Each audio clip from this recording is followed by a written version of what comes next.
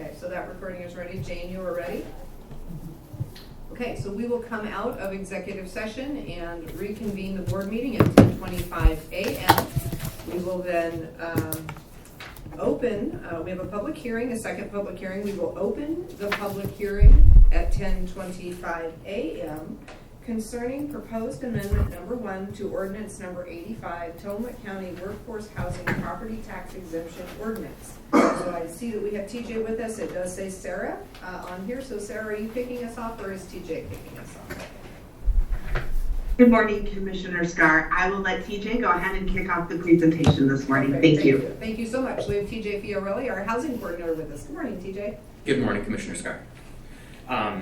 So I can go ahead and begin by saying this is a follow-up from the presentation we had just a few weeks ago. I gave a visual 50,000 foot overview of the exemption amendments that were presented to you and that are before you today in an amended document. I'm going to briefly read through the amendments in particular in the sections that we're discussing. Again, recalling that we went through these visually. There's nothing new that is being introduced today, but this is really just getting down into the weeds of it to move it forward. The first amendment to the property tax exemption is under Section 3, Purpose. And I want to preface by just saying again that this was crafted and passed in 2020, so about a year and a half before I came on board. And one of the things I found right away was that it cited ORS 307867 as the statute which was codified enabling legislation. That was the improper statute to reference. That is actually the vertical housing development zone property tax exemption, not the tax exemption that we're talking about here today. And so what we discussed before was that this was never codified in an ORS. It simply remained in enabling legislation and copied directly into Oregon Laws 2017, which is where it exists now in its most complete form. That is Chapter 624, Oregon Laws 2017 is the enabling legislation. So we're making that exemption. We're making the change that initially what was read in the legislation and what was actually written in the ordinance here are different. We use the words multifamily workforce housing. The legislation very specifically uses the term multi-unit rental housing throughout the legislation, and so we have amended this to include specifically that language. Section 4, applicability. Again, we're making that same change right there from the improper ORS to the correct Oregon Laws reference.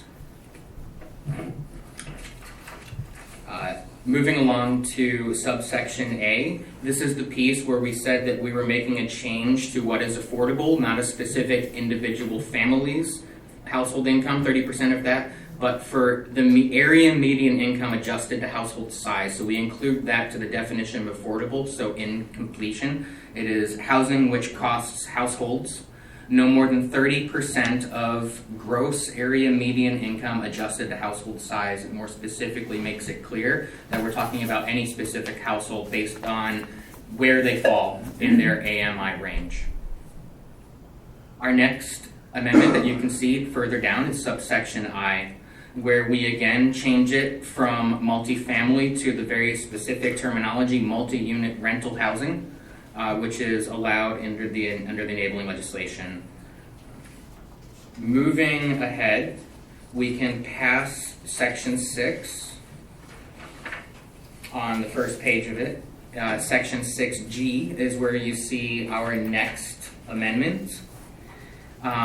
This is where we specify tax exemption enabled under Oregon House Bill 2377, that was the enabling legislation, and where it was officially codified in Chapter 624 Oregon Laws 2017 is repealed on January 2nd, 2027. And so we simply included that language to make it clear within the ordinance that it matches the sunset that is stated within the enabling legislation. Section 7 is our next change under rent limits. This is where we remove the table that we discussed in the first meeting that we had. This was a table that we arbitrarily created to create a schedule, which is not how Housing and Urban Development at the federal level or Oregon Housing and Community Services at the state level look at rentals and the income per household per bedroom. So we simply made the adjustment, simplified it to say the maximum chargeable monthly rent for a claimed unit shall be based on the maximum rent affordable to 120% of the area median income adjusted to household size rather than adjusted to the table below. And if you think back to the presentation I provided you before, we were looking at 2 persons per bedroom as the maximum occupancy, and then we can peg our 120% area median income as HUD provides for each county each year. We eliminated section 7B because again it references the table that we are eliminating. The new section 7B becomes rent limits, and this is on your next page, page 5 of 9. Rent limits are calculated based on 30% of the Tillamook County area median income adjusted to household size. So again, that means we're not using a median family income or a single metric. It is a metric based on the number of people within a household, and 30% of that is the maximum rent that we are allowing in order to be in compliance and receive this exemption. Moving ahead to page 6, we have a small change under 9G, and this is simply changing it to say that whichever is greater. It's just a wording change, nothing significant here that we're making any difference on. Moving ahead to, this would be 10B. Community development shall publish the annual rent thresholds no later than the second Monday of the year following the effective date of the Housing and Urban Development area median income for Tillamook County, and shall notify affected property owners via written notice as soon as practicable. In addition to publishing the thresholds on the county website. Each year HUD releases the county AMI thresholds, typically around April 1st. And as soon as those become available, I have a simple RSS feed that tells me when that happens, and we will publish it on the county website as this states the following Monday. And then moving ahead, the final piece that is amended here is section 12, the effective date.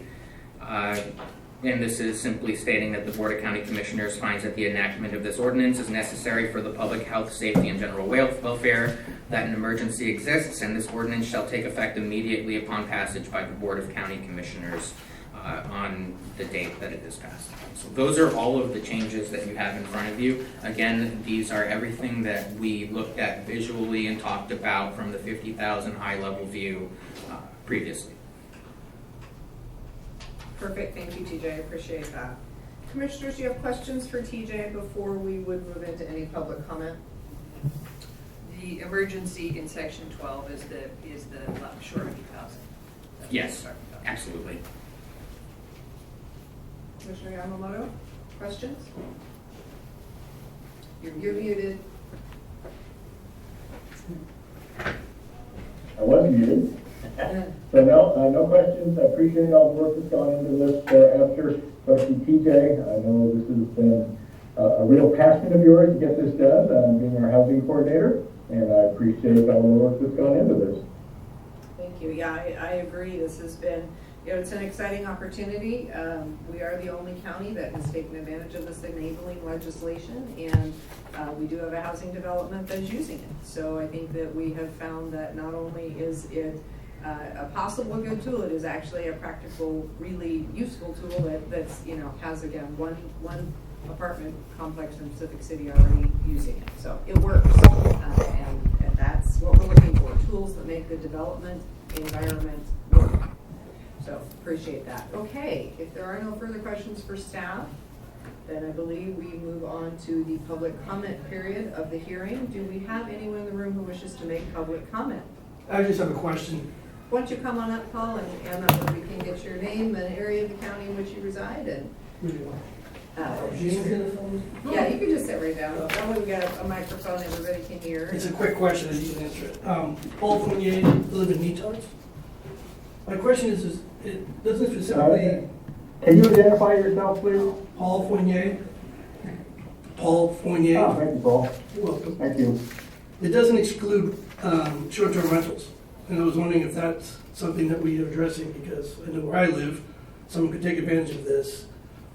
And it just doesn't specify anything about short-term being excluded. I'm wondering why that is. So short-term rentals were not included in the changes that you see in front of you, but they are in the ordinance stating that any unit taking advantage of this cannot be a short-term rental. It's important to note that applicants must submit an annual verification form that states to us how much the rent for their long-term renter actually is. We have to verify that that is below what HUD and OHCS uses.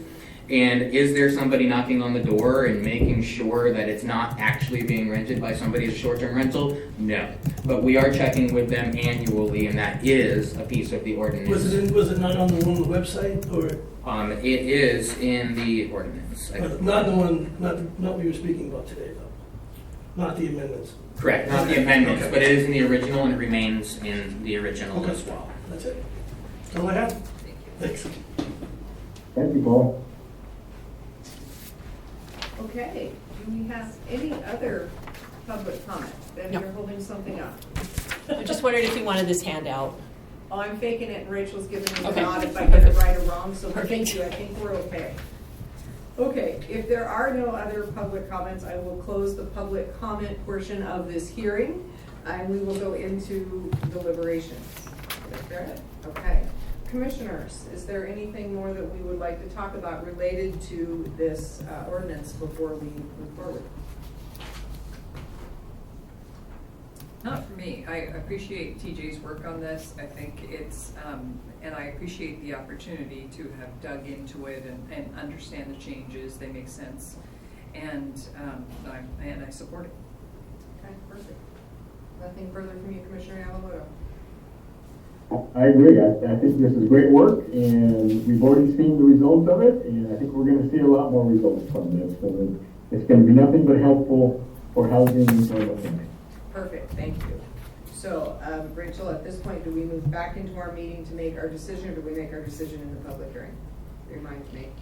So you would close the public hearing and then move on to the next Okay. agenda item, which is where you would make the motion. Perfect, so we will close the second public hearing at 10:37 a.m., and we will move on to agenda item number 9, which is consideration of amendment number 1 to ordinance number 85, Tillamook County Workforce Housing Property Tax Exemption Ordinance. Sarah Absher is on to present. I do believe that we have had quite a time for conversation, so I think we would be ready for a motion. Madam Chair, I move approval of amendment number 1 to ordinance number 85, Tillamook County Workforce Housing Property Tax Exemption Ordinance. And I would second. We have a motion and a second. Is there any further discussion? Hearing none, I will call for the vote. All of those in favor, please signify by saying aye. Aye. Aye. Aye. Motion carries. Thank you very much. Okay, moving on to item number 10 on our agenda, which is board concerns. Are there any board concerns this morning? I don't have concerns, but I do want to mention that I'm on the board of Tides of Change, which is the resource center for domestic violence and sexual violence in Tillamook County. And I've heard people asking recently where they can donate gifts for folks in Tillamook County. And Tides of Change has a program for folks who are listening today. Tides of Change has a program annually that they manage for people, for families who've received services through Tides of Change. Those families can come and collect gifts for children. And so the gifts that they're collecting are for children 0 to 18. There's, if you get on the website, Tides of Change, I think it's tidesofchangenorthwest.org, but if you just Google Tides of Change Tillamook, you can easily find it. There's a list of things that they're looking for. They're also welcoming gift cards. I think it's a wonderful way to contribute to the community. Then those folks Also, if anyone's listening who has received services from Tides of Change, who could use gifts for their children, they're accepting both applications to receive gifts and gifts until Friday, so just 2 more days. And they'll contact people who are signed up to receive gifts for their children. The mothers or parents will be able to go and shop 1 at a time or maybe 2 at a time, and choose things for their children that they know their children can use and need. So it's I'm on the board, it's near and dear to my heart, and I think that a lot of folks I know are looking for ways to give around Christmas, and so we have 2 more days to be able to do that through Tides of Change. Perfect, thank you, appreciate you sharing that. Commissioner Yamamoto, any board concerns this morning? I think I'm good, thank you. I think you're good, okay, perfect. I apologize, I was looking for a particular email that I had to talk about the CARE event that is coming up on the 21st of December, and I'm not finding it. So on the 21st of December, which is the shortest day of the year, there is a remembrance and a vigil related to those who are experiencing homelessness, and specifically those who have lost their life during their time of experiencing homelessness. The candlelight vigil will start at 4:30. It is going to be in the green space, kind of right where Main and Pacific come together. It is an opportunity, again, to remember those who've lost their life during their battle with being homeless. The vigil is first. There will be stories told around folks who have experienced homelessness. There will be a walk to the warming center, which will be set up that night, and then an opportunity to come back to the vigil space and continue to have signs for those that drive by, and they're calling it Panhandle, which means accept donations for care for those helping those who are experiencing homelessness. It's the first time this event has been done in Tillamook County. It is a model, I believe, that is done in other communities, and I do apologize, the name of it is escaping me right now, but if you want more information, please reach out to CARE. They have that information for you. So, anything else for the good of the order? Announcements before we go. Thank you. Yeah, there's a whole bunch of announcements. So if the commissioners have nothing else, I will move on to our meetings and announcements. The second public hearing is scheduled for December 14th, 2022 at 10:30 a.m. regarding the proposed ordinance number 88 in the matter of a business license fee within unincorporated Tillamook County has been canceled. The commissioners will hold a board briefing on Wednesday, December 14th at 2 p.m. to discuss weekly commissioner updates. The meeting will be held in the Board of Commissioners Conference Room 106 in the Tillamook County Courthouse, 201 Laurel Avenue, Tillamook, Oregon. The teleconference number is 1-971-254-3149. Conference ID 736-023-979#. The Oregon Health Authority Local Government Advisory Committee meeting scheduled for Friday, December 16th, 2022 at 8 a.m. has been canceled. The Local Public Safety Coordinating Council teleconference scheduled for Monday, December 19th, 2022 at 12 p.m. has also been canceled. Christmas Eve and Christmas Day are observed holidays for Tillamook County.